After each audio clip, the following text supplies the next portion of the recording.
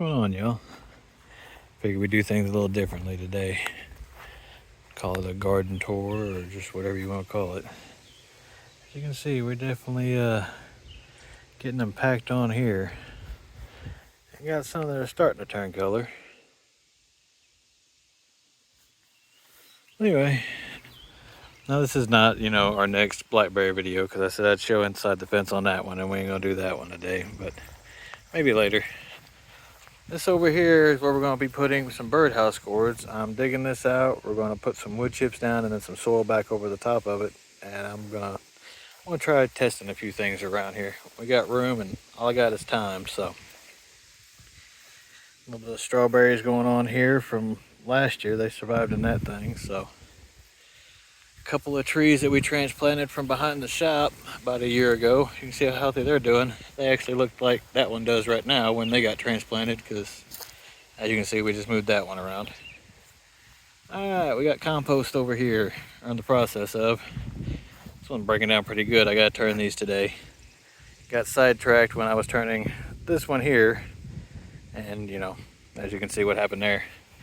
Next one, we will be adding more browns to it, or more carbon to our compost. Green Thumb Prepper pointed that out, and I agree with him. I got a lot of nitrogen out here and got something special for this one, thanks for the chickens, which will make sure it adds a whole lot of nitrogen to it. And I want to get rid of these wood piles. I got a bunch of different projects going on. Then we got some okra in the far row over there, a whole bunch of it, and I got to do some weeding. And some tomatoes here, some tomatoes that never come out of their trays to go down in there. Unfortunately, I might as well call this thing the squirrel homestead, because as this right here shows, I go squirrel a lot. Started on it and got pulled off to do something else and never came back to plant, so that's what we're going to do out here. More melons to go down there. Oh, let's see what we got going on here.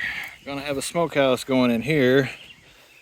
Gonna build an actual shack and then pipe it over and turn that into basically just a big fire pit. The start of our panels, we got 3 6-footers and a 3-footer here. I'm just going to start by going around this section here with a door until I can build the rest of it out. Because there's our old chicken coop with some corn in front of it. That one there is going to be our new one, because I would really like to have some spot on the end for the chicks and just, get it out of the house. I'd put it in the shop, but with cats on the property, that's not really an option. I don't really feel like giving the cats a buffet out there. And we got some Thai peppers, a couple Anaheims, I believe it was jalapenos behind it there. Some more melons, I think, on that spot right there. I got seed trays everywhere. And let's see here, Russian sage, raspberries, blueberries. This one I thought was dead from last year, and you can see it come back, because this here is what we had last year, and it completely died off when it got cold. And you see what we got this year. I've actually already been pulling blueberries off of this one. Looks like a couple more might be ready today. Another small blueberry plant. And then I picked up a couple burning bushes because I want a small hedge near the driveway. I just kind of like the way those things look.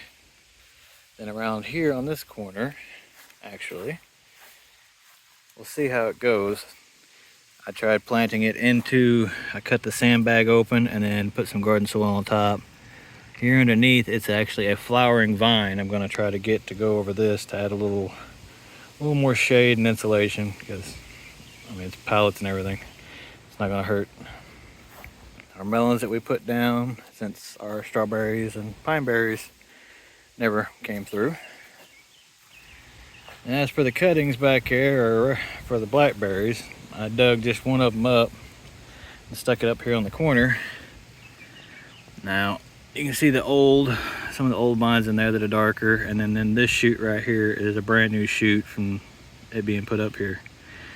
The idea is to have a fence around the property and this lining the fence, so then we got food, and anybody willing to try to climb through that stuff to get to the other side of that fence kind of deserves to get stuck in it. Then we have wildflowers and pollinator mix in that right there. Just for that reason, try to get some pollinators out here. And I've got a whole bunch of different flowers planted in that one there. We'll see how the perennials do in that spot. Then our luxurious grapevine so far, if you want to call it that. Some more watermelons out here. Tried leaving enough room. I think I put too much room. We got some weed barrier, and then I put the wood chips just to kind of retain the moisture and keep the ground a little cooler, because out here there's not much shade at all. And let's see what we got around over here. We got a bucket of onions to kind of go along with our onions across the yard there. Got sweet potatoes, more peppers, more trays. Those are actually tomatoes, if I remember right. Brad's Atomic tomatoes. Let's see here. These here would be red potatoes, Yukon whites, and more tomatoes. And then of course we have our trees down through there. That's kind of what we're looking at right now, other than some other pop-up stuff. And well, truth be told, I got trays of stuff everywhere. When I say pop-up stuff, like here's some more potatoes that decided to come up, and that was actually about a foot deep in there, and I have hilled it up ever since. So we'll see how that goes, because you know, just because.